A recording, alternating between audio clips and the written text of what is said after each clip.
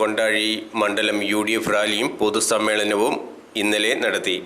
കൊണ്ടാഴി മണ്ഡലം UDF തെരഞ്ഞെടുപ്പ് കമ്മിറ്റിയുടെ നേതൃത്വത്തിൽ പാറമേൽപ്പടി സെൻട്രൽ റാലിയും പൊതുസമ്മേളനവും നടത്തി. UDF തെരഞ്ഞെടുപ്പ് ജനറൽ കൺവീനർ ശിവൻ വീട്ടിക്കുന്ന് സ്വാഗതം പറഞ്ഞ യോഗത്തിൽ UDF ചെയർമാൻ K. ശശിധരൻ അധ്യക്ഷനായി. KPCC secretary advocate Jyothi Vijayakumar പൊതുസമ്മേളനം ഉദ്ഘാടനം ചെയ്തു. അഡ്വക്കേറ്റ് രമേശ് പൂങ്കാവനം മുഖ്യപ്രഭാഷണം നടത്തി. Block committee president PM Aneesh, UDF നിയോജകമണ്ഡലം chairman TK Sayed Ali, DCC സെക്രട്ടറിമാരായ TM Kishan, P. Sulaiman, Mohanan Parathodi, M. Ayyavu, P. Basheer, Biju Thadathivila, K. Sudevan, TM Radhamani, B. Kombalam, AU Abdul Rahman, TK Krishnankutty എന്നിവർ ചടങ്ങിൽ പങ്കെടുത്ത് സംസാരിച്ചു.